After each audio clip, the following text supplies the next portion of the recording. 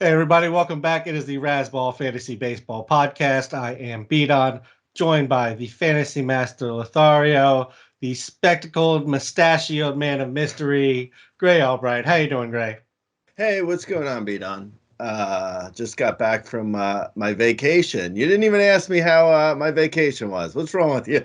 Well, you asked me I, how I was doing before I could really go into anything, and that comes with a story from me followed up by how are you doing usually. So I just tried to skip the middle band there, remove myself, and let you talk about it. okay, I'm hurt, so it doesn't matter.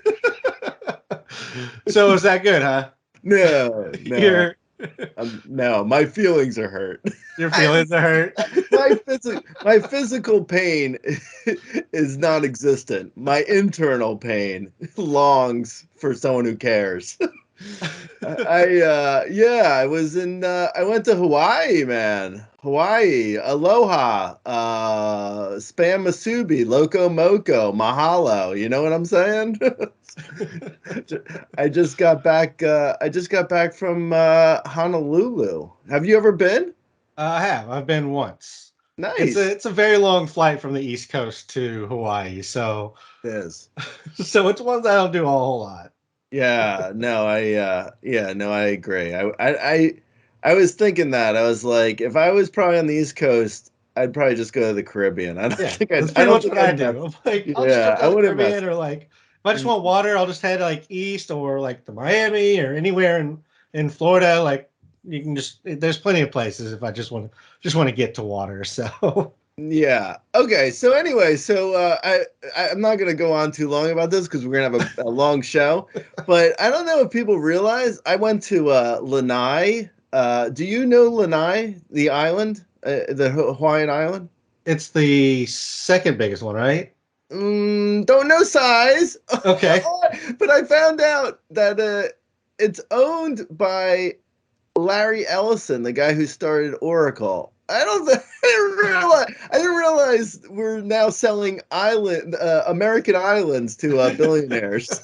We're just selling whatever we can, Gray. We got so much debt. Like if somebody wants That was something, a new one to me. So I was like, I was talking to. By the way, the island you have to take a private charter to the island, and then or a boat, and like they're at the you do it from Honolulu. You have to take it. You have to take the private charter or a boat over to Lanai, and in the in the boat. I took the boat when I was at Lanai. I took the boat. I also took the plane, and in both places, I was like, "So does Larry Ellison like own this plane and or boat?" And they're like, "Yes."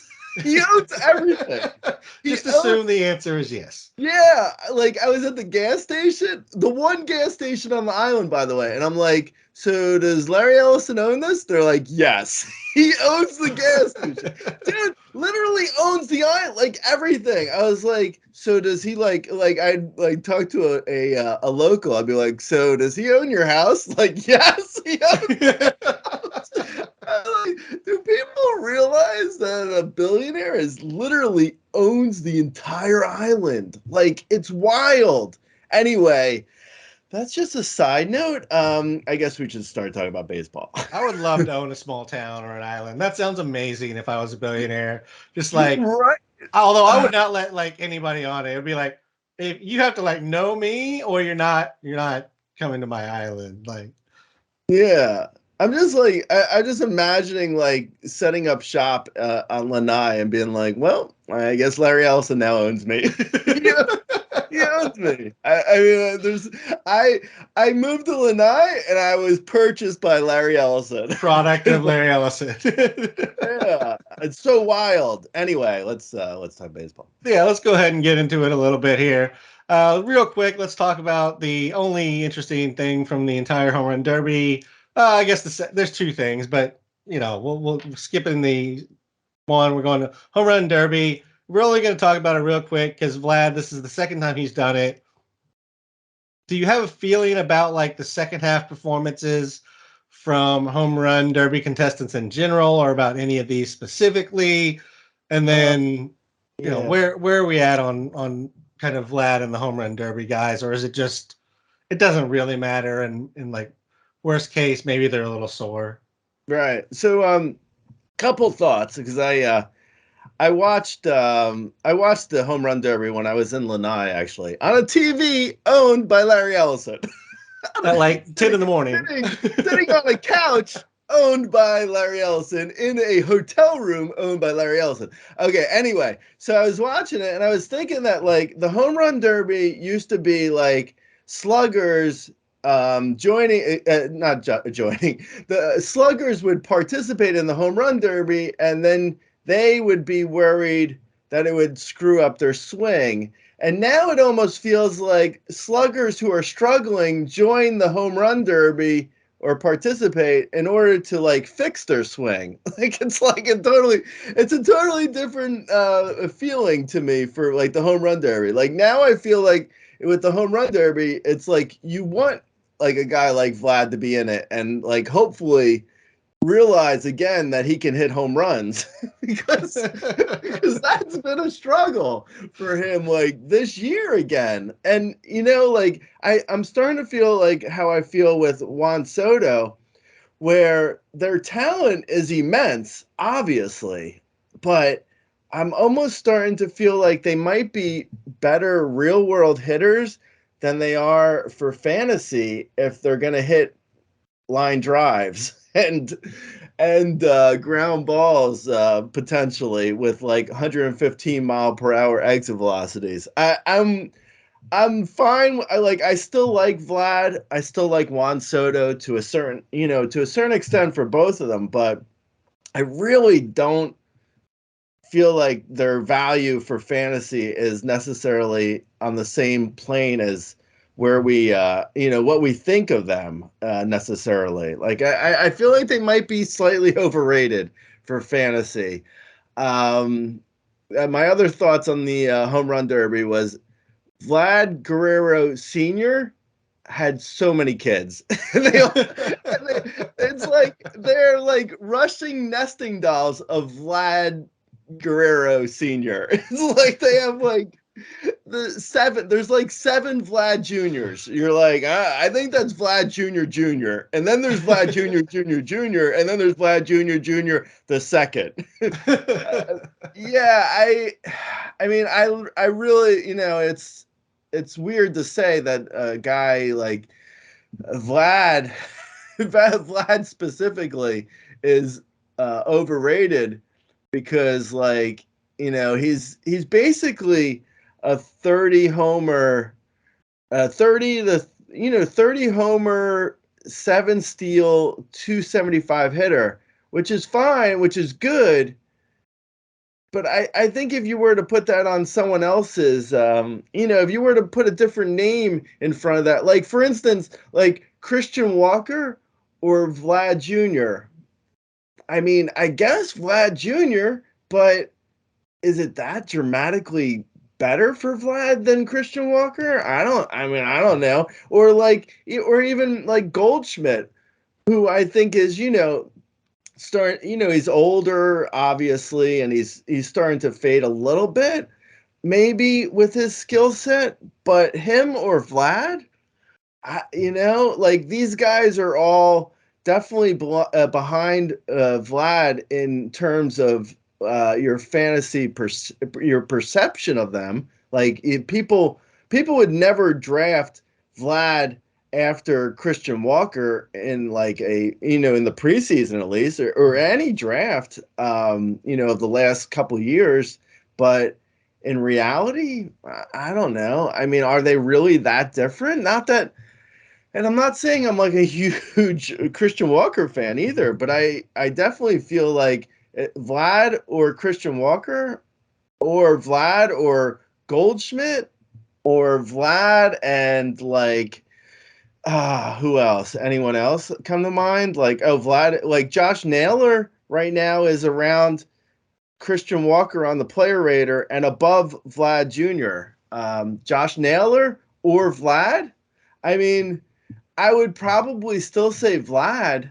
I absolutely would say Vlad, Yeah. but Naylor has been better than Vlad. So like, are they, it's like perception of Vlad is definitely way above where he has been for fantasy since his, huge year in 2021, which I don't know if we're ever going to, I mean, maybe we see it again, but he's definitely he's gonna have to change his approach or something. Like, I don't know. It's like definitely feels like because of that minor league park situation really sort of inflated Vlad Jr. And by that I mean, if people don't remember, the Jays played in a minor league park for part of that season. So yeah, I mean, I think people's perception of Vlad might be a little bit inflated from where he actually is in reality. Yeah, I think for just the stats, just the base numbers, and we kind of talk about this in this group of guys, like the Vlad, the Juan Soto, the guys who are supposed to be average. They're supposed to. I think we would have predicted both of them for more power than they've given us, or at least if you ranked Soto well, you definitely saw a bounce back. The average really isn't there. They're both on base machines, but that's not our typical game. It's a subsection of our game, or the custom versions. I know you have some OBP leagues, so it's a little bit different in those where their OBP really does carry over year to year, but the average is not necessarily sticky. Like, to be a 300 hitter every year is so hard, and these guys are some of the best hitters in the game, and they're not necessarily a guaranteed 300. And then you need to put up the runs and the RBIs really to kind of put the full package together. And that's where, like, Paul Goldschmidt can be above them, where like he's hitting the right spots, his average is a little bit higher. Like, there's different things that he's kind of ticking the boxes off better than what Vlad is doing right now. The run numbers are down on Vlad. RBIs are good. RBIs are always there for him, but without the power, some of those runs aren't there, and just it doesn't allow the lineup to continue to turn over as much. So yeah, I mean, there's definitely something to that. That being said, the reason you take Vlad over, some of these guys we're talking about, the Christian Walkers, the Nailers, the Spencer Steer, you know, even Goldschmidt to some extent, because of his age, is just the upside we know Vlad brings. He could put up a 320, 40 home run season that comes with 110, 110, and then you're pretty happy with life. Moving on, let's talk about the call ups. There's been a bunch of call ups over the last kind of 10 days. Let's just get into them. We've been teasing this guy's call up. I mean, you've been teasing his call up for forever, Gray. Instead, every single Reds call up got called up first. But Christian Encarnacion-Strand is finally called up by the Reds. And my question is kind of the question that you posed to me when I asked you if he was getting called up anytime soon is, where's he going to play, Gray? Yeah, right? Man, I know. Where is he gonna play? Yeah. So about that.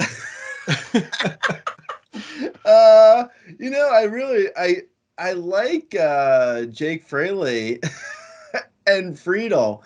I like them a lot for fantasy. So I don't want them to lose playing time, to be honest. Like, even though I do like CES a lot, and I want to see him play, but I mean, Vado's been platooning, right? Fraley's been platooning.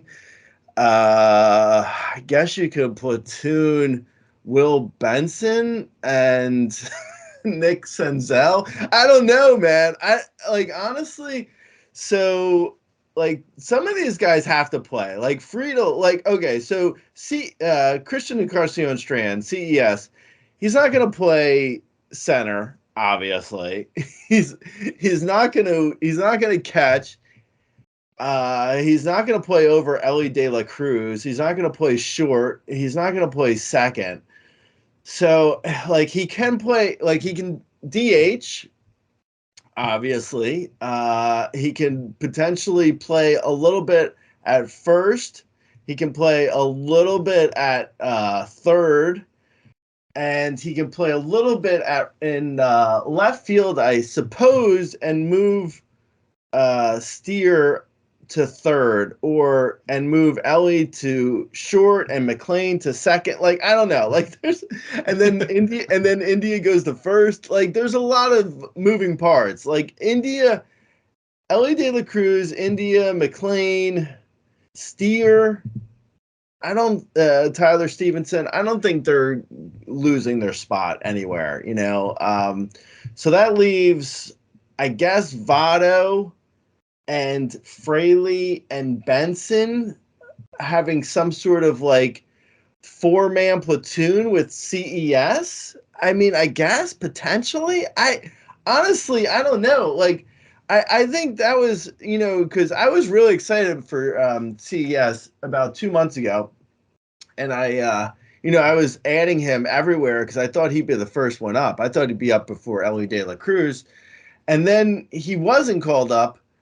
And then and then Steer started playing really well, and it was like, well, it kind of makes sense that CES wasn't called up because there's no place for him to play. And now I'm sort of the same mind where, like, I mean, I want CES to play, but I also don't want it at the expense of some other guys. So I guess maybe Will Benson gets hurt the most, and potentially Fraley, but I don't know, man. Like, I honestly, I don't know, because, like, I guess I don't know. Maybe he platoons with Fraley, but then he's only facing lefties, which is awful. Like, you don't want a guy who's only going to face lefties. Obviously, like, that's not good.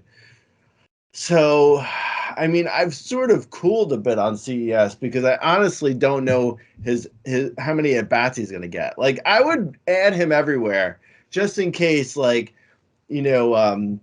David Bell or the Reds, David Bell / the Reds surprise me, and CES plays every day, and Fraley gets benched, I guess, or I don't know, or I guess Benson goes to the bench and Fraley plays right, and CES becomes the everyday DH. I mean, if that happens, I guess that's good. I don't know. There's so many moving parts here. I have no idea. I'm guessing there's going to be some sort of 4-man platoon for 3 spots. Is my best guess here. I like CES though. Like I said, I would add him. I think he's got huge power. He can come up and hit probably, over 162 games. You're looking at a 35 home run hitter with good contact in that park. Could be excellent. I mean, he could be the call up of the year from this point forward. And that's, we're about to talk about like 5 or 6 other great call ups, but he could be the call up for the rest of the year. But it's really going to come down to playing time. So I don't know. What's your thoughts? Yeah, and I guess I didn't read his stats off from AAA this year. In 67 games, he has 20 home runs, 2 stolen bases. He's hitting 331, 405, 637. I think it was almost like one of those things where he had just forced their hand. Like, there was nothing else for him to do in the minors other than just continue to just mash and then get bored. And so at least he's called up. He's traveling with the team.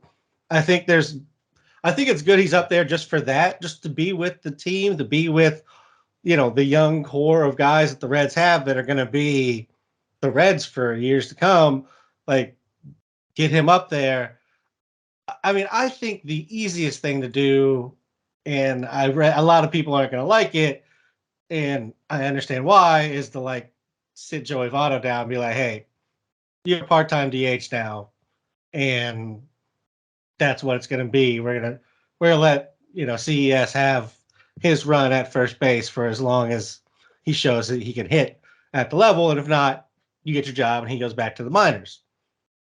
But like, everybody on the team is hitting. That's what makes it so hard right now. Is even the guys you're like, oh well, there's TJ Friedel, and there's Will Benson, and like Jake Fraley. And you're like, but if you go look at their numbers, you're like, but they're kind of hitting, they're getting on base, they're really doing like what they're supposed to. Will Benson has like a 392 on base right now, hitting out of the 9 spot for the Reds. That's pretty insane for your 9 hitter who everybody would say you could just like throw to the bench. Yeah, no, completely. No, I agree. I mean, in I think best case scenario, Votto is the one who gets benched, but I just don't see that happening. I mean, No. realistically, I can't imagine the Reds bench Votto indefinitely. Platoon him, sure. I mean, they're already platooning him a bit, but that means platooning CES and Votto, it puts us back on the same situation where CES is now just facing lefties, which is terrible. I mean, Yeah. that's not good. Yeah, there's And I really really not a don't. perfect spot. Yeah, no, it's not ideal, and I really don't see CES being. But I also don't see CES being called up to only face lefties, which because Right. that really makes no sense either.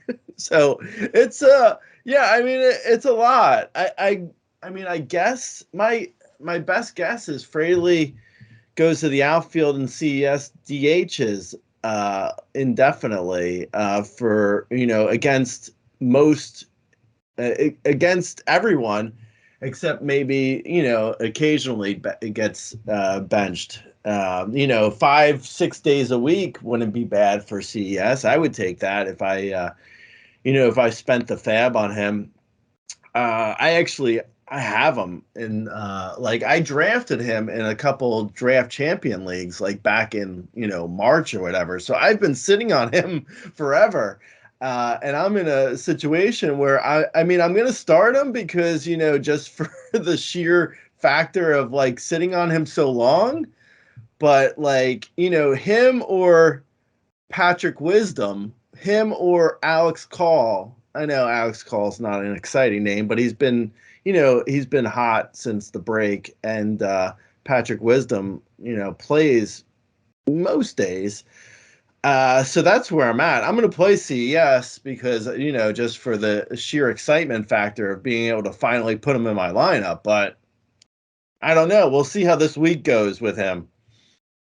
Yeah, I mean, we didn't even mention Nick Senzel, who's just kind of like rotting away right now, doing exactly what you mentioned would be like worst case. He's literally a platoon lefty bat right now Yeah. for them, which is If they awful. had any sense, I would say if the Reds had any sense, I'd say Senzel and I don't know, Benson. No, I don't know. Senzel and someone else for like Stroman or even like a Smiley type. They need. I mean, the Reds need arms. They're Yeah. rolling out Luke Weaver every fifth day like he's a thing. Luke Weaver's awful. I mean, he shouldn't even be in the bullpen. I mean, he's so bad. It's pretty awful what the Reds are throwing out as a rotation compared to how good the offense looks 1 through 9. It's pretty embarrassing. Yeah. Um, let's go ahead and move on to the Pirates. They had a couple of call ups. The big one being, and actually, I think they had 3 call ups. They're doing all sorts of things. The Pirates now that Super Two's by, and they're actually, I don't know, they're necessarily competitive in the division. I think that's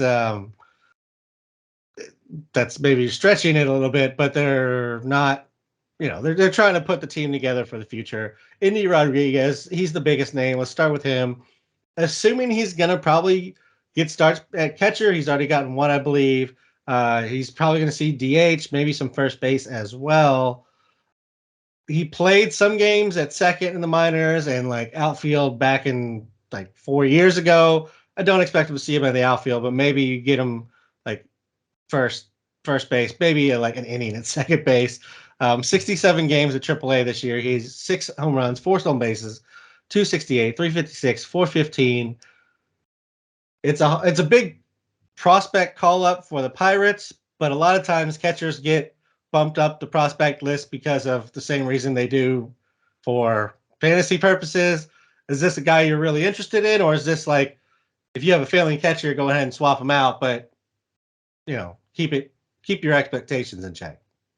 Yeah, I was actually surprised that I was able to get Endy Rodriguez. I overestimated how much people were interested in him because I was able to get him in one fab league. Out of 1,000, I bid $35, I think, and he went for 9. I mean, excuse me, the runner-up was 9, so I overbid by a decent amount. I mean, 35 out of 1,000 isn't going to kill me, but I was still surprised at how little the runner-up was on that bid. Yeah, and in another league, he actually went for like 80 something. So it was only one league where I could have got him for like barely double digits on out of 1,000. I was surprised by that. I thought he had more hype. Maybe people have cooled a little bit on him because his season this year has been a little bit eh. Um, I mean, that's due to his, he had an elbow injury. So I think that's why his stats are down a little bit this year. He's still like super talented. Like he's got a great eye. He could probably come up and have like a 340 plus on base percentage just like off, immediately in the major leagues, which is, very good. I would say probably a 9+ walk rate, maybe a 17% strikeout rate. Like he's really solid with like the hit tool. The power, I don't know. I don't know if the power is going to play. Like in PNC is not a great park as it is. He might hit, a handful of homers, say like 5 to 7, maybe 7 to 10. I doubt it even gets that high. Probably more like 5 to 7 homers and maybe 5 to 7 steals. So, maybe a 7-7, 270 hitter, which is for a catcher. I guess, now that I say that out loud, I guess I see why people didn't bid that much on him. Now I'm regretting bidding. I guess I should have had a conflab with myself before bidding. Yeah. I mean, I guess he's okay. Damn it! What did I do?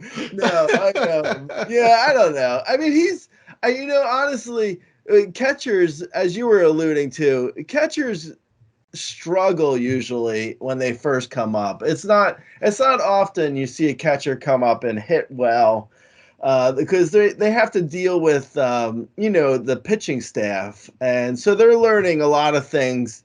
And like if a catcher calls a good game from, if like Endy goes out and calls a good game from Mitch Keller, say, like that's a success in the Pirates' eyes, even if he goes 0 for 4. It doesn't help fantasy. So, like there's different expectations when it comes to catchers. So I like Endy. I would definitely take a flyer on him in most leagues. Like people were asking in the comments today, Monday, about like Yanier Diaz or Endy Rodriguez. And I was saying Endy just for the upside. And I think when Jordan returns, hopefully this week, that's going to hurt Diaz's playing time. So I was saying go Endy for the upside gamble. But like Endy or say Tyler Stevenson, I'm still, even though Tyler Stevenson struggled a bit, I'm still going Stevenson. Like I don't think Endy Rodriguez is the answer to everyone's catcher problems, but I would take the flyer in like, especially in a 2-catcher league. And in a 1-catcher league, I would take the flyer for upside if you have like someone who's not really that interesting of a catcher and you're like looking for something, just to spark things. Like maybe say like, I don't know, if you have like a Keibert Ruiz or a Cal Raleigh or Blake Sable, I would try Endy probably. It depends Yeah. on people's team situations, but I like them. I just would keep your expectations somewhat low. Yeah, I think like Cal Raleigh is a good like line for me. That's probably the line where I'm taking Cal just because he's look, if everything goes great for Indy, he could hit for average and power and like probably be better than Cal. But best case scenario in all likelihood is Indy hits home runs, average suffers because he's going for power. Like that's probably best case scenario for us, which makes him Cal Raleigh. So I'm for this season I'm going there. Next season, I may rank Indy above Cal depending on what we see from him here at the end of the season. Then he'll have time to adjust and everything. But I think if you go and look at the player rater, that's about the line. Like MJ Melendez, as much as I kind of liked him in the preseason, hasn't been much. Gabriel Moreno has an okay average for a catcher, but that's literally all he's doing right now. Gary Sanchez had like that hot 2 weeks when he came up, and he's been just awful since then. So yeah, I mean, I think that's kind of the catcher 12 to 15 range where Indy kind of slots in for me. Moving over to Leover Peguero. Sorry if I butchered that name. Also called up by the Pirates. 69 games at AA. He went 11 home runs, 19 stolen bases, 50, 34, 260, 333, 453. And then 7 games in AAA. He had 2 home runs, 2 stolen bases, was hitting 260. Is Peguero somebody you're adding, or is he going to be more of a depth call up right now for the Pirates? Yeah, I mean, right now he looks like he's probably like I would say NO only for sure, but everyone basically in NO only and AO only.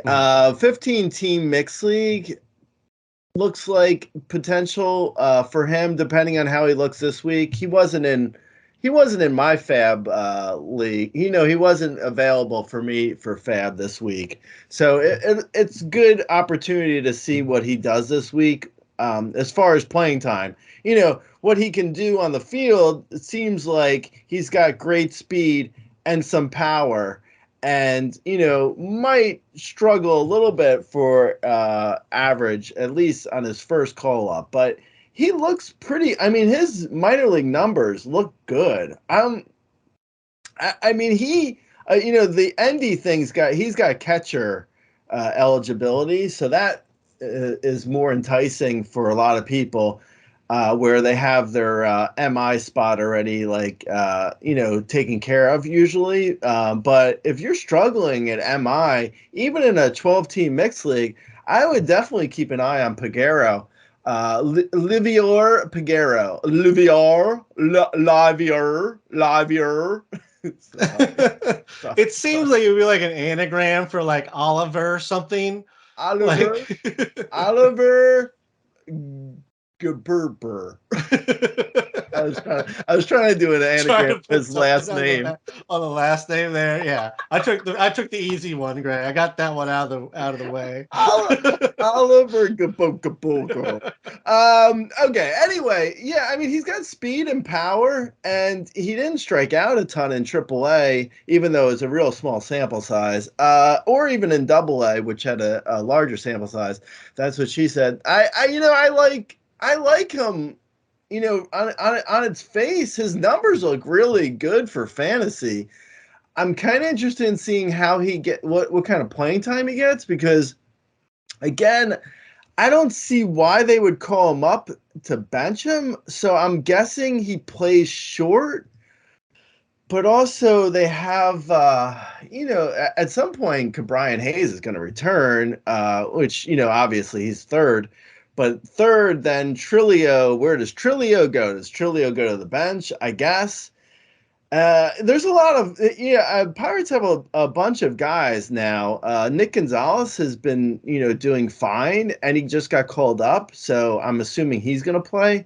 Yeah, I mean I think Peguero plays, and if he does, he looks pretty interesting. Honestly, I'm kind of bummed I didn't get him in any NL only leagues. Like he was a late in the day call up on Sunday, and Fab was running like maybe within like a half an hour of him supposedly getting the call, and so he went for pretty cheap because I couldn't get like my bid in. I didn't realize he was getting called up. I wish I would have, because for NL only, he looks great. Maybe for 15-team mixed leagues, depending on how his at bats look this week. Yeah, definitely see how the at bats look and see if he's getting playing time. It just kind of depends on where they're going to shift, the guys in their infield, because he hasn't played outfield. Like there's a few guys in their infield who just don't have that flexibility to move out the outfield. Maybe that's something a couple of them will work on to give them some flexibility for next year. But as of now, there's a lot of infielders and not enough positions. So we're kind of in, as weird as it seems, the Reds and Pirates have too many good bats for their lineup, which again That is sounds weird. really weird. It's weird. I mean, Hey, Carlos Santana could get traded. how about Like, all the come on. how about all the bats that the Orioles have? I mean, the Orioles, Reds, and Pirates, man, don't mess with those teams. Such a weird spot. Right now It's in really baseball. bizarre. I know. We're in the twilight zone right now. And then they also called up Quinn Priester, Gray. I think this was I.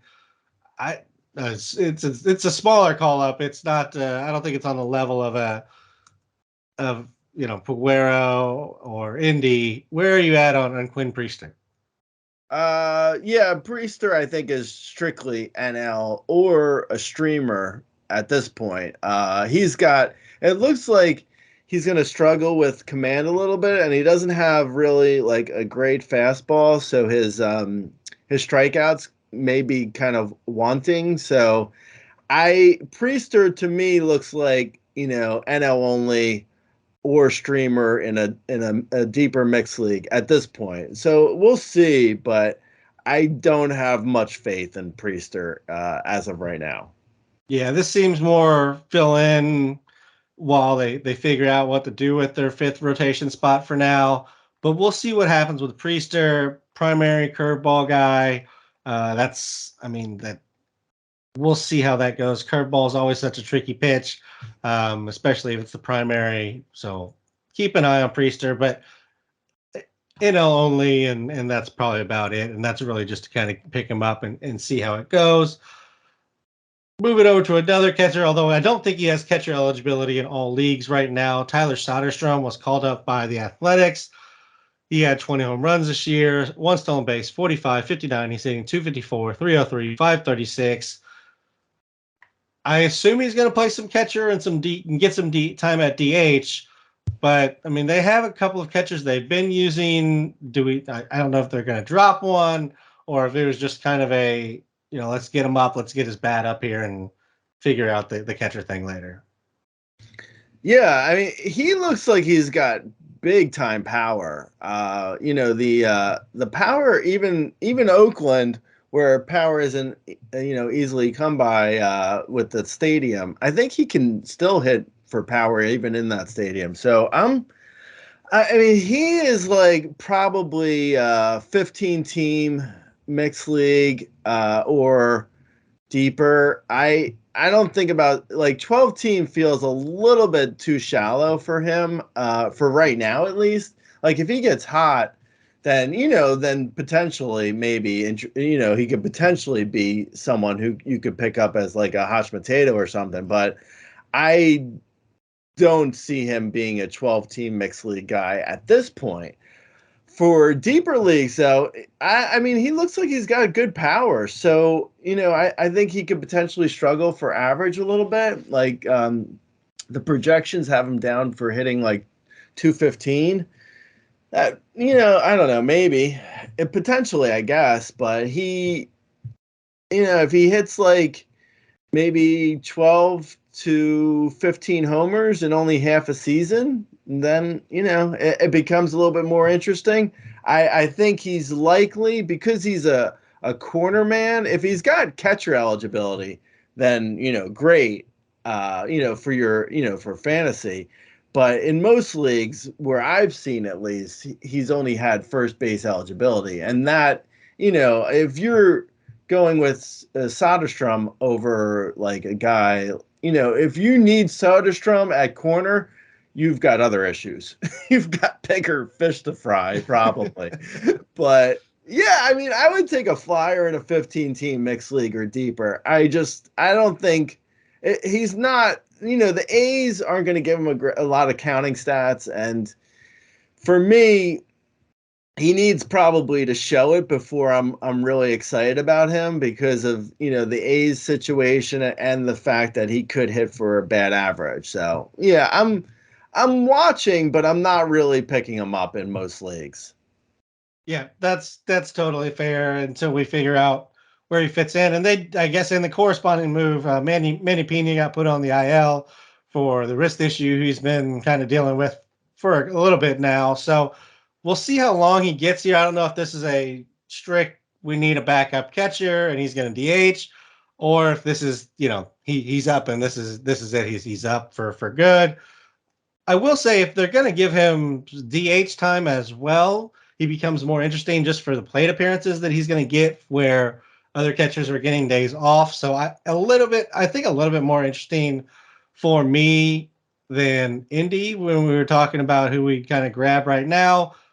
But that also means you're carrying him kind of for a week or two while he gets catcher eligibility slowly built up. So that's the downside, is if you're now carrying a guy you're not really wanting to play. So that's maybe depending on whether you have the bench for that or not. I did scoop him up in one of I think it's the Waffle House draft, the Wharf draft here. I have him, and I'm currently deciding whether I'm rolling him out there or Joey Gallo as my quarter infield. Gallo's just been home power, and that's been it for me. So that's where I'm at for this week, and then we'll reevaluate when He's he gets not. catcher. I mean, yeah, he doesn't have catcher eligibility in most leagues yet, though, right? No, he doesn't. Oh, okay. And Yeah, so I that's actually picked up both. I picked up Indy and Soderstrom in that one, and I'm just going to see kind of which one hits, and then the other one's getting dropped. That's game yeah. plan. Well, in one league, Soderstrom won for 88 out of 1,000, which seems kind of slightly crazy. Yeah, I got both of them for like $30, I think, or less than that. Yeah, So I mean, that sounds like, what I paid for Endy in that one league, which seems about right. Soderstrom went for 21 in another league out of 1,000. Um, yeah, I don't, I'm like, I feel like he could potentially be better than Endy Rodriguez if he has catcher eligibility, for this year because Endy is like a 5 homer, 5 steal, 260 hitter. If Soderstrom hits 240 and gets 12 homers, Soderstrom will beat out Endy for fantasy value for this year at least. yeah, I would agree with that. So that's kind of what I'm thinking. I'm thinking it's kind of like I mean, I hate to go back to it. It's kind of Cal Raleigh-ish, maybe a little bit more upside on the average, Yeah. and that's what we're looking at. Zack Gelof was also called up by the A's. 69 games at AAA. He has had 12 home runs, 20 stolen bases, 60 runs, 44 RBIs. He's hitting 304, 401, 529. I mean, is this the guy we should be looking at for the A's call up if we're adding guys? Yeah, I mean, he looks good too. He kind of looks like Leovor Peguero a Yeah, little but bit. more playing time opportunities. Yeah, more obvious playing time at least. I mean, he definitely like I don't see where, Gelof is probably I mean playing out, unless Estuary Ruiz comes back and Ruiz is out for how long? I don't even know. Maybe like a month, right? I Yeah, mean, yeah, it didn't sound great. he's got the shoulder issue, so he's out for a while. So yeah, Gelof, I mean, he has potential, and he's the kind of guy who you could probably add for cheaper than most ads because I don't think anyone cares about Gelof. I mean, outside of his family. I mean, I don't know. I don't see a ton of people getting excited about Gelof. I mean, for me, he looks like a good, solid, smart fab ad that is like potentially has like he has power and speed, and may not and shouldn't kill you in average. He could potentially hit like 240 maybe. He's not. I mean, he's got good contact. He doesn't really necessarily hit the ball that hard. So I don't know if the power is going to be there as much in the majors. Oakland, the Coliseum's not great for power. So, I mean, he might only steal bases and hit for a few homers, like 3 homers, say 3 to 5 homers, 7 to 12 steals, 240 average potentially for the rest of the year from this point forward. If he were to play every day and have, a job for the rest of the season. So yeah, I mean, there's worse gambles, I think, for for playing time and for Fab. I honestly, I would hope most people have better options, but I don't know. In one league, anyway, for Fab, one league, someone grabbed him for $40 out of 1,000, and then in another league, he went for $31 out of 1,000. Both seem like reasonable grabs. I don't mind either, to give people an idea of like where people are seeing him at. Like Zack Nito went for 32, and Gelof went for 31. So yeah, I mean that seems about right. Nito or Gelof. Yeah, and I mean all his biggest competitors for playing time are like 35 years old, so he really should get some run here. I mean, you would hope so. You would hope. Yeah. So, and he went for sub $20. He went for like the teens in both of my NFBC leagues. So that's what you're looking at least on the ones that I saw. So under $50 would pretty much get you I don't know, I think at least an interesting middle infield option, and see what happens. And he was at Vegas in the PCL, so yeah, take the 12 homers with a grain of salt. That's probably like 3. Yeah, it's probably 3 to 5 maybe at best. I do think like he's the kind of guy. Peguero too, potentially. I think they're both kind of like only plays where like Gelof in the AL only could be great. Like in AL only, if you have a guy who's playing every day, yeah, that's like phenomenal for AL only. for AL only or NL only, depending on the player. But yeah, if they have an everyday job, that's like, you can't ask for much more than that. In a mixed league, yeah, you kind of want a little bit more than just at bats. But the deeper the league, if a guy has at bats, he could potentially do something. So we'll see. Yeah, I mean, you never know what comes with the opportunity of at bats. We've seen plenty of non-prospects come up and absolutely just light the world on fire, even if it's for a short time. And so you can take advantage of some of those instant kind of call up, and then just when they're hot, they're seeing the ball well, and they just don't have a scouting report. They just do it. Moving over to the Orioles, I think we talked about him a little bit in the top 100, so not going to spend a ton of time on him, but wanted to mention it since we didn't really get him into an official podcast call-up scenario here. Colton Cowser was called up by the Orioles, 56 games down in AAA. He had 10 home runs, 7 stolen bases, 54, 40, 330, 459, 537. And I think this is a little bit, we're in a different realm of prospect than the guys we talked about, other than CES, who was kind of in the same area as Cowser is, I would say. So Cowser above all the catchers, and then the Pegueros and Gelofs. Where are you at on Cowser? What were you spending on him if you had him for Fab? Cowser is similar to CES too, in that I have no idea where he's playing. The friggin' Orioles have too many options. You can't bench Aaron Hicks, okay? Absolutely maybe not. I mean, maybe Cedric Mullins. I know people who have Cedric Mullins in leagues aren't going to want to hear this, but maybe Mullins is hurt. so that could be good. I guess potentially for Cowser. Don't say that. Yeah, I mean, You didn't I'm say really struggling with the fact that like I have Mountcastle in a bunch of places, and he's just lost his job somehow. Like Ryan, somehow. yeah, like I don't know. Like Brandon Hyde was like, yeah, let's get Ryan in there at first base, and Mountcastle went to run on the field. He's like, hold on, son, hold on a second, son. I said Ryan. I was gonna say O'Hearn. What? What? Wait a minute. Ryan O'Hearn is now the Orioles' first baseman. Oh, Ruh-roh. so painful, man. I mean, this is like the Mountcastle thing is really like I don't. Let's move on from that.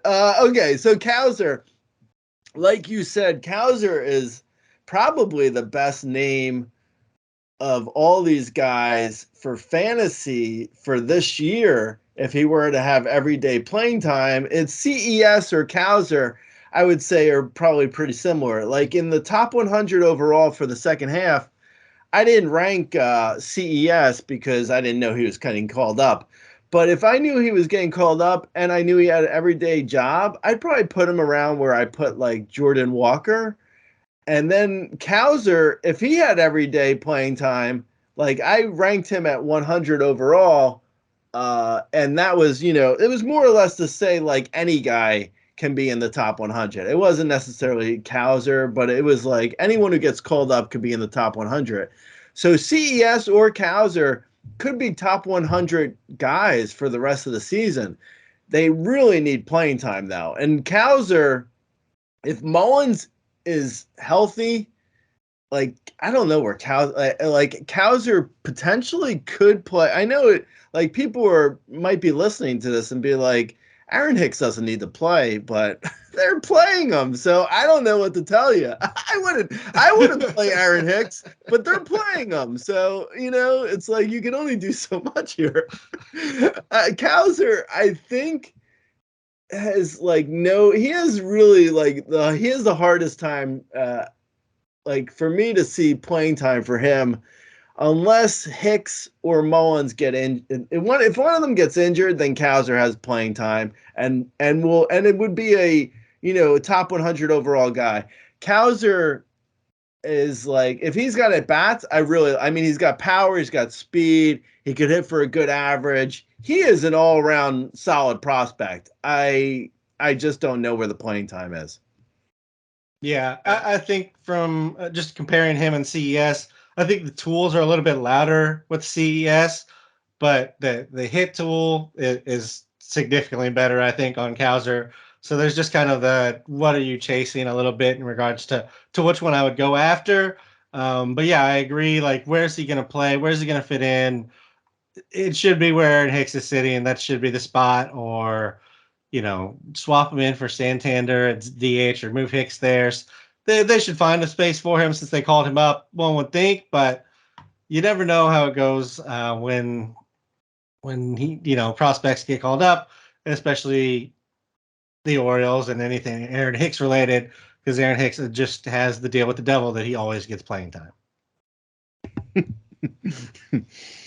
Moving over to the other call up, I guess a recall from the Orioles, and that is Grayson Rodriguez. He had 8 starts in the minors since being sent down. He had 41 in the third innings, 1.96 ERA, 109 WHIP. He had a 33% K rate and an 11% walk rate.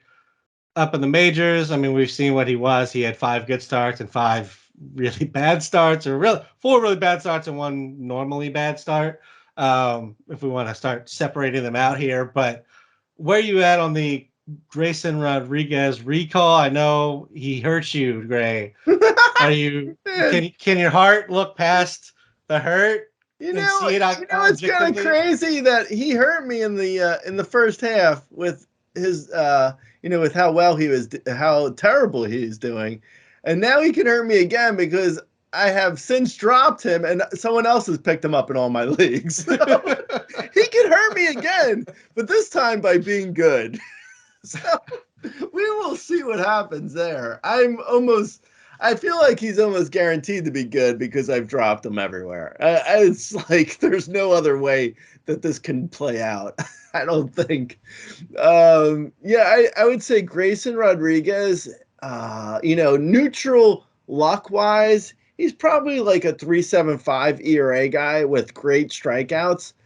He's going to be really good one day. I don't know if it's going to necessarily be this year. I still think even in the minors, his command was so wonky that a 4+ walk rate in AAA, like that's terrible. Like I don't know what happened like with his command this year because his command was good previous years. So maybe if he finds the problem and he's able to fix it, maybe he can be like as excellent as his potential is because he's really he's got sky high potential. He could be a top 5 pitcher in the major leagues. Absolutely. Like he's a 23-year-old rookie.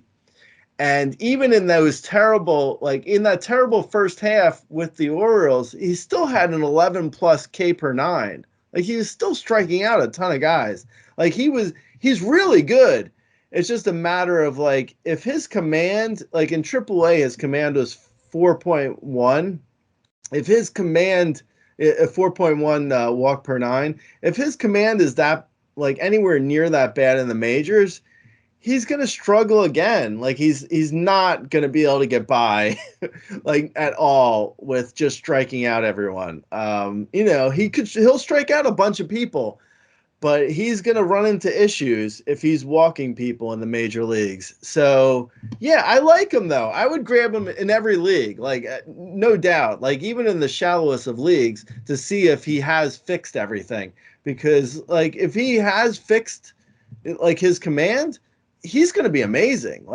You're looking at a guy who could potentially be a top 20 starter immediately if his command is fixed, but I just don't know if it is. Yeah, and for what it's worth, he had 9 walks in his first 2 starts down in the minors. So, and he cleaned it up, from there. He had 9 in the first 2 and 10 in the next 6. So it does seem like he cleaned it That's up good. quite a bit, at least from being awful to being more in line with what he has been previously. And we never know what he's working on in the minors. They could have seen something that was specifically causing issues in the majors, being like, hey, we need you to go down and work on, throwing the breaking ball over the plate more, or, whatever it might be. They may have given him specific directions, and then maybe that caused some of the walk issues, or whatever it might be. So I'll give him a pass a little bit, small sample and everything. Like you said, pick him up everywhere, see if he's figured it out, because when he figures it out, it's going to be nice, and you're going to be happy that he's sitting on your rosters. Let's move over to the Phillies. Johan Rojas was called up by the Phillies. This is another one. I'm not sure how the playing time is going to work out. 76 games at Double-A. He had 9 home runs, 30 stolen bases. He was hitting 306, 361, 484. I mean, he's got speed for days, Gray, but is he a playing time for days? Yeah. Yeah. I mean, he was even a guy who I was I lukewarmly, no relation to Luke Walton or Luke or any other Luke. I lukewarmly bid on him even in NL only because I mean he does have speed, but I don't think the playing time's going to be there unless there's an injury. Because right now, I mean, if he's only facing lefties, which is what it looks like, I mean, even if he does have 40 steal speed, he's not going to have the playing time in order to show it. So yeah, I bid a couple bucks here and there in NL only leagues for him, but otherwise I wasn't in on Johan Rojas. Yeah, it definitely feels like one of those things where they're just like, you know what, Brandon Marsh cannot touch a lefty. Let's just get anybody up who can do a little bit better than Brandon Marsh versus the lefties, and that seems to be what we're looking at with Rojas.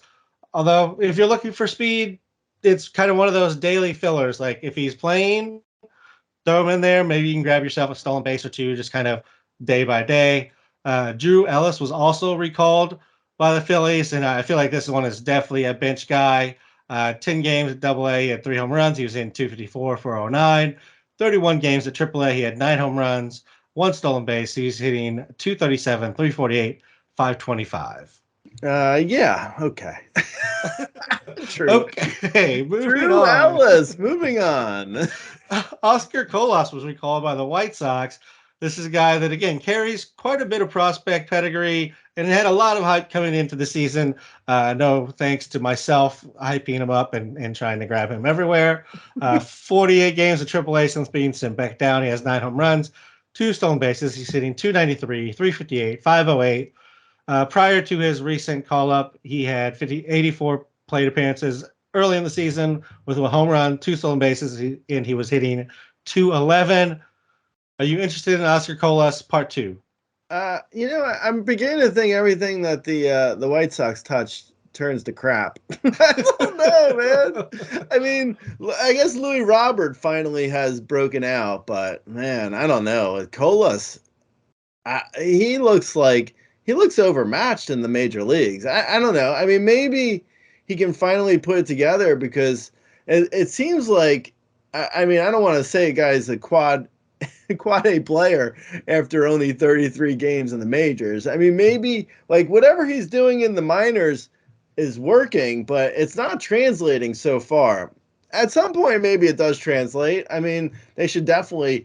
I mean, the White Sox are playing for nothing, so hopefully they give him playing time and let him, show if he's able to, have it click in the majors. But right now, I'm interested in like 15 team mixed leagues and deeper, and even in 15 team mixed leagues, like you have to have like a hole in your lineup where you're throwing in Colas. You're not playing him over anyone who's doing well. Let's put it that way.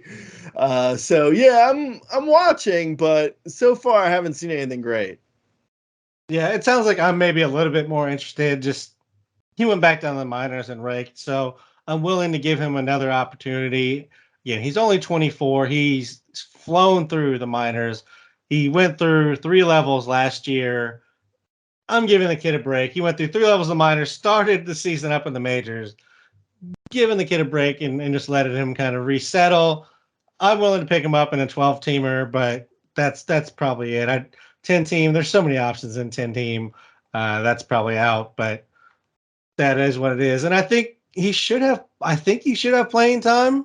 I don't really know who needs to play over him, and Eloy's dealing with his own kind of is he injured or isn't he thing right now. So I think there's some playing time available for Colas versus what we were talking about with CS and even Cowser. Like I like them both probably better, but I don't know they have playing time. I think you stumbled on a good nickname for Eloy. Izzy, as in is he injured or is he not? Is he in the lineup?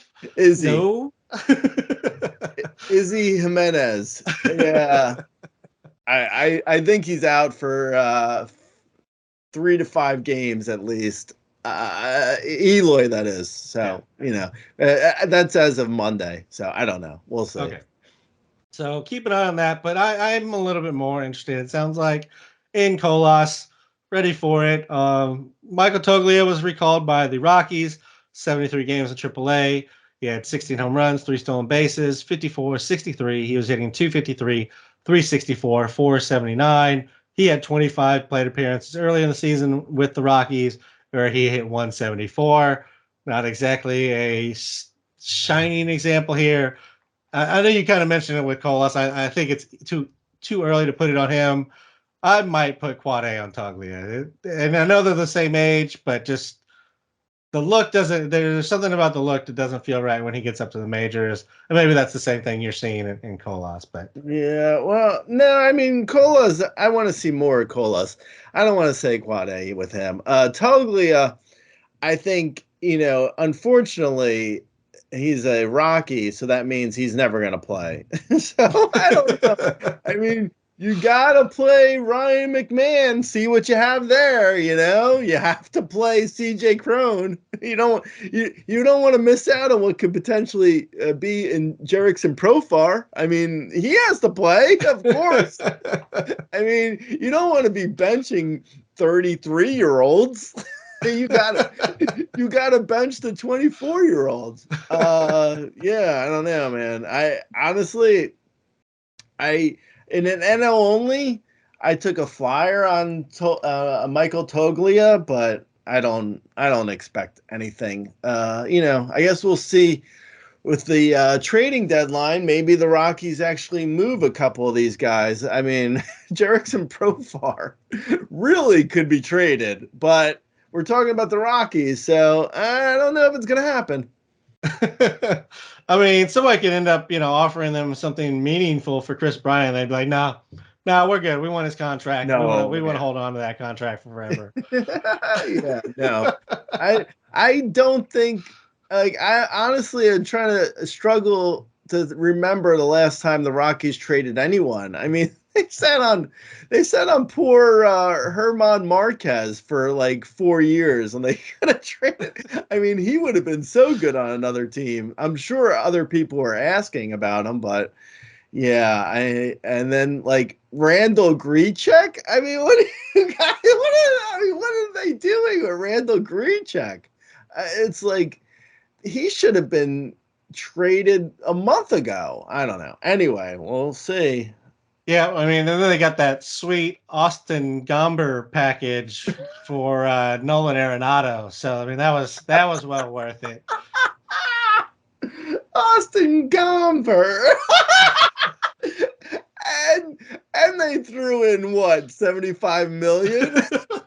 We're gonna pay Arenado to play for someone else. Oh my god, the Rockies are dumb. Okay. Chris Bryant's gonna get the same kind of thing, just less. Like they're gonna pay a lot of his contract to move him at some point.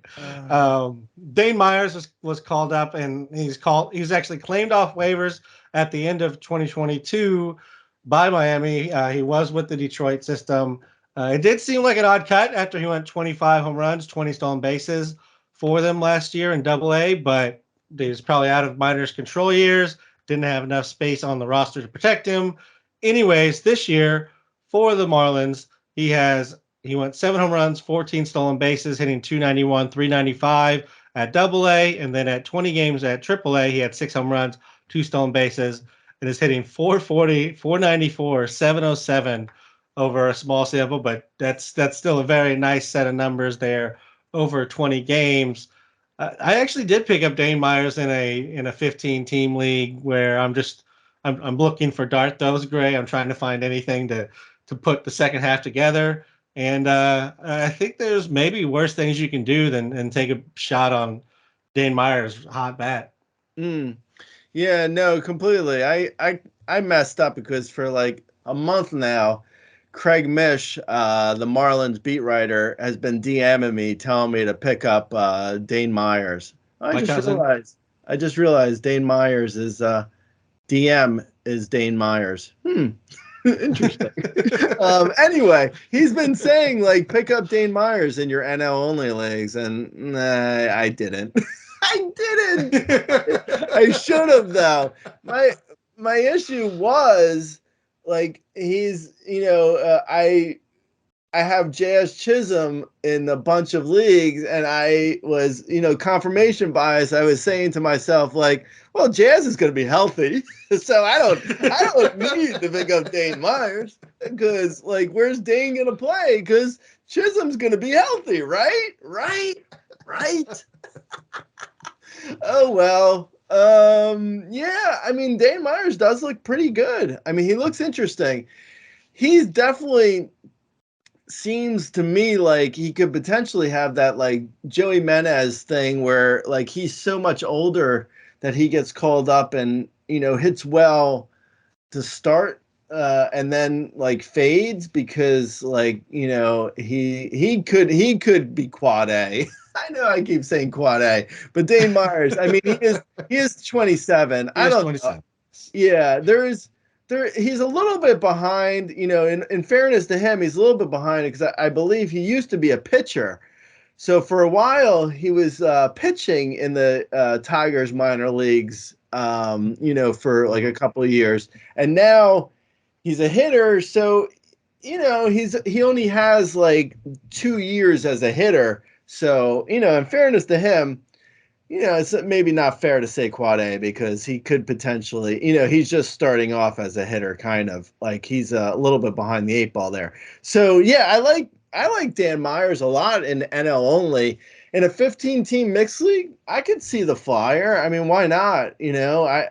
Potentially he could be like, he's got good power and speed, and he may not hit for a terrible average. Like, and it's a small sample size across, like, in 2023, he's always made good contact every stop in the minors and so far in the majors. So, yeah, I mean, he looks kind of good. I'm kind of kicking myself for not picking him up. Yeah, I taught him everything he knows. All those family vacations that me and Dane took all those years. Now I'm kidding about that one. Alek Manoah was recalled. Gray, how happy are you about that? Now, see that one, I don't regret dropping him. He can screw off. I mean, F F Manoah, man. He really messed. I mean, he was awful. I hate him. Oh my god, he was so miserable, dude. Between him, Lance Lynn, and Grayson Rodriguez, I mean, no wonder why I am battling like everywhere to like just get my ERA below 4.5. It's a struggle. Okay, so anyway, Manoah, I don't, I wouldn't pick him up. Honestly, I don't think it's just because I've been burnt by him so badly this year. Like his numbers, even in double A and the complex league, he doesn't look like he fixed what was ever, messed up with him this year. Like I don't think he's right still. I think the Jays really needed an arm, so they called him up, but I don't think he's necessarily fixed. So I'm not going in on Manoah. I, you know, I joke around. I joke around about dropping him. I do have him in leagues where I don't have waivers, so I think I am gonna start him against the Padres. So it's gonna go bad, but at a certain point, you just got to be like, whatever. We'll see what happens. It's kind of like the path of that I've taken with Lance Lynn. At this point, I'm just like, yeah, I guess I'll start him. It doesn't matter. It's not gonna get better. I've given up. I'm hoping just for a 6 ERA from Manoah and Lance Lynn combined.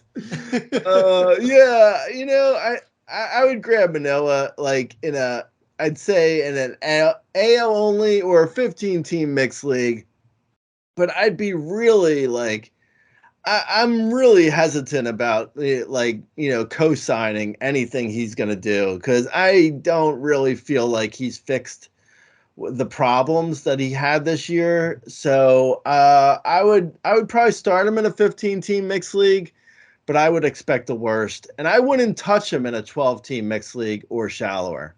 Not yet, at least.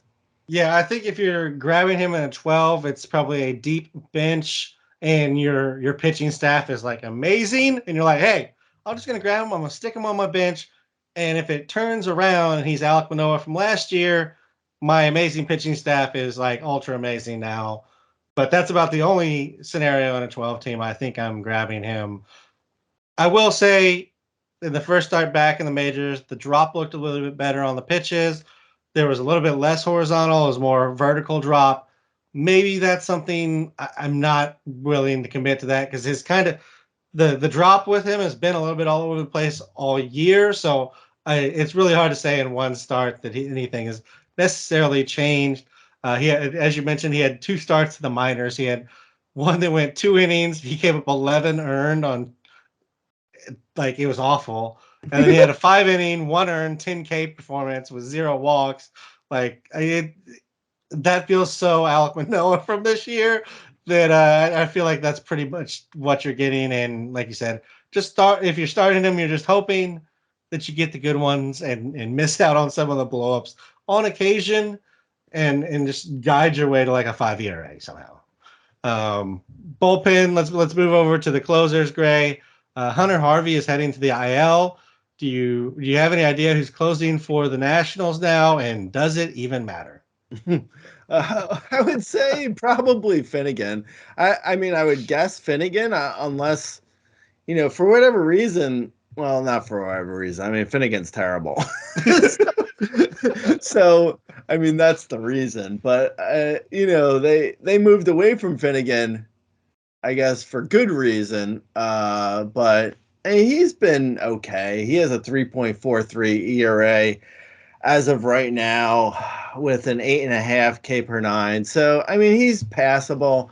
The Nationals aren't going to give him a ton of opportunities, obviously, but yeah, I mean, I would pick up Finnegan in just about any league where I needed saves, even in the shallow leagues. It's like, I mean, he seems like the no-brainer replacement for Harvey. Do I love Finnegan? No, but if you need saves, Sagnoff. Yeah, I think it's Finnegan as well. And after a terrible April, he's kind of got it together. I think over the since that point, he's been, if not sub two, real close to a sub two ERA guy. So he's been very strong after just an abysmal start to the season. If it's somebody else, I think maybe Mason Thompson. He's also been pretty good recently, but anytime there's a younger player on a bad team, I know you always worry if they're going to give him the opportunities just because of the money part of it. Whereas Finnegan's older, he's been around for a little bit longer. They're not necessarily worried about that with him at 31. I'm not even like I have no insider knowledge at all on this.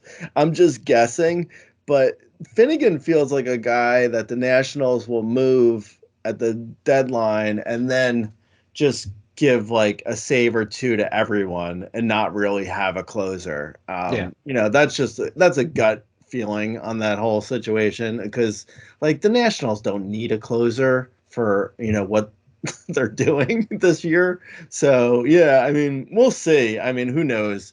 Maybe Finnegan is the closer from now until the end of the year. But if I were the Nationals, I would trade Finnegan and just use whoever for saves. Yeah, the Harvey injury almost feels like the perfect timing for them to get Finnegan opportunities and then move him. Again, his numbers on the season pretty strong after the opening. Roldis Chapman got a save off where Will Smith came in I believe the seventh inning. Gray, are we looking at a share here? Was this kind of a one-off scenario? What are you thinking in regards to the Rangers closers there? Well, the Will Smith he got the save on Sunday, and then Araldis got it on Saturday. And like you said, Will Smith came in the seventh on Saturday and then closed on Sunday. So, I mean, who knows? Bochy said something like he would play matchups, which is like, I mean, Bochy does have a big head, and that is some big brain shit. If you're using two lefties in matchups, you're like, I mean, Bochy, they both throw with the same hand. What matchups are you doing? Okay. But yeah, I mean, I guess this is a committee. I'm assuming. If I had to go with one of them, I would go with Smith just because he's been solid all year and continues to be solid. And Aroldis Chapman has been fine, but he just hasn't been the closer for most of the year for the Rangers. So I would go with the guy who's, been there for most of the year. But it could be a straight 50-50 split potentially. Yeah, Grant. I mean, especially for those hitters who struggle with fastball slider. Oh wait, they both are fastballs. Let's. Yeah. Yeah. Oh wait, we have three lefties coming up. Which guy you want to use? The lefty or the lefty? Oh. Now, a team that is smarter than all of us, Gray, the Rays. can we? Is it if I say it? Am I going to curse it? Do they have a closer? Did they actually have a closer? I, I know the Rays are so big brained that they don't even go with a closer anymore. They're like we're beyond closer stuff. We're beyond having a closer. We're gonna win 103 games with no closer. Yeah, I mean, I guess Fairbanks is the closer kinda, but yeah, I mean, like you said, they play matchups all the time, which good for them. I mean, it makes sense for real baseball. It doesn't help. It doesn't help us with fantasy, but for real baseball, I mean, it does make sense to just use whoever is available because I mean, if they're all good, why have a set closer? It doesn't make. I mean, no one says you have to have a set closer. It's just something that teams started doing in the '80s, and they kept doing it. But I mean, I kind of agree with Kevin Cash. If I were running a team, I would just use whoever. But yeah, it doesn't really help us for fantasy, unfortunately. Yeah, I mean, it helps also drive down the cost of relievers.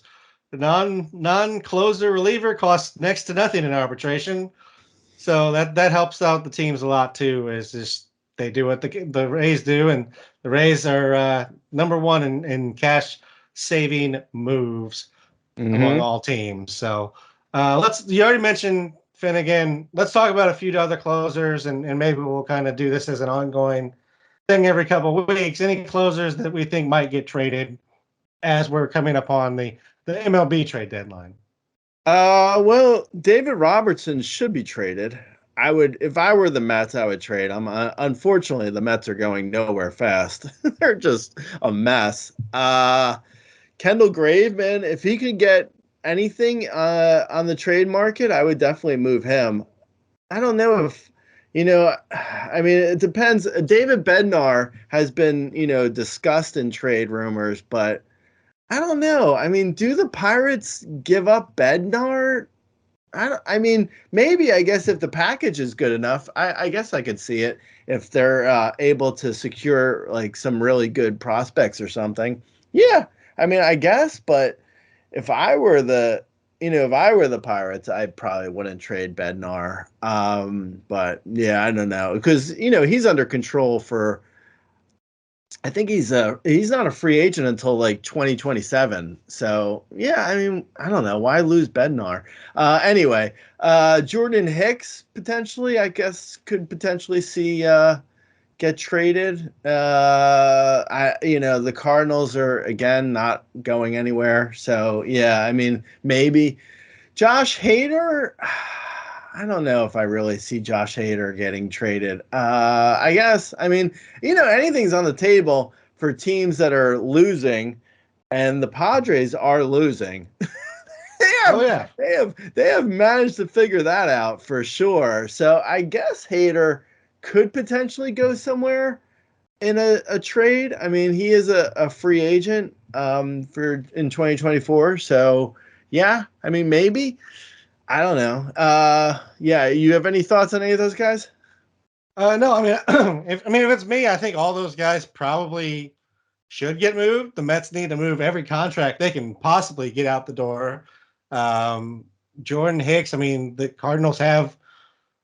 I mean, as much as they like Hicks, he's a little bit older. They have like four guys. They seem to be okay being closers out there. So that one, Bednar is about to hit arbitration, and they've already given him closer roles. So I wouldn't normally say that means a team moves him, but it's the Pirates, so maybe they move him. But they're also, it feels like the Pirates are starting to move towards a more competitive window, at least, even if it's not ultra competitive. It's at least trying to look like they're competitive, kind of Cubs esque, where like we're trying a little bit here, guys. Like, give us a little bit of a break.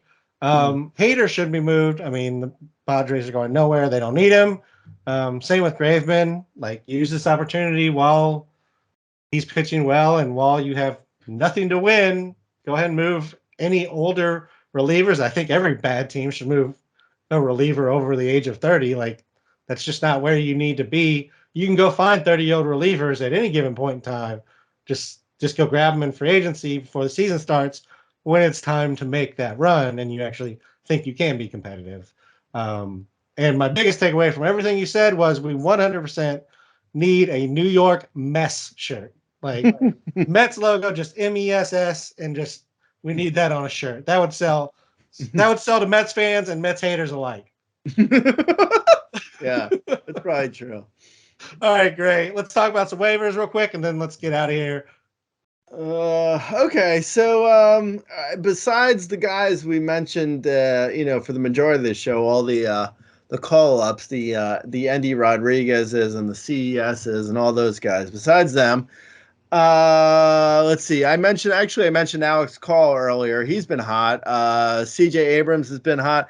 Kerry Carpenter he had a 2-homer game, I believe, on Saturday. So, that usually turns into something. Trent Grisham has actually been hitting, surprisingly, but he has. Tristan Cassis has been really hot. Chas McCormick, I don't know, when Jordan returns, the Astros are going to get a little bit tight there in their lineup, but Chas McCormick has been hot. He hit 2 homers on Sunday, I believe. Brent Rooker has been hot after having, a hot April and then taking 2 months off. Brent Rooker has gotten hot again. Dane Myers, guy who we talked about earlier, he's been hot. Alek Thomas, Edward Julian, and Aaron Hicks. Unfortunately, Aaron Hicks has been hitting, so it kind of makes sense that he's been playing over Cowser. No, it doesn't. Yeah, so there's some guys. It's been a short week, so there's not a ton of guys who have been hot, but yeah, there's a few. Yeah, it's a little bit of like hot and then maybe some matchups in there. Austin Gomberg, since we talked about him earlier, he gets Houston. I think that's a home start, though, so maybe not the greatest matchup or time to throw him. Cutter Crawford's been pretty solid recently. He gets the Mets, who are flailing. Michael Lorenzen gets the Royals. Reese Olson versus the Padres. Josiah Gray versus San Francisco. Don't love that one, but I still think he's probably fine. Domingo Herman at the Angels. Tyler Anderson is getting some random spot starts here as we're getting towards the end of the season or the second half of the season. He gets versus Pittsburgh this week. And Trevor Williams, since getting a rotation spot, has been pretty solid for and he gets the Cubs this week, or at the Cubs, I guess I should say. So there's a few streamers for you. As always, if you have specific questions, you can come ask us on Twitter. I'm at RazBeaton. Gray is the owner of the @Razball account. Find us on youtube.com/RazballFantasy. You can leave comments there or underneath the articles at razball.com if you want answers. And rate, review, follow us. All that always helps. Until next time, Greg, good luck in your matchups. Talk to you later. All right, Lates.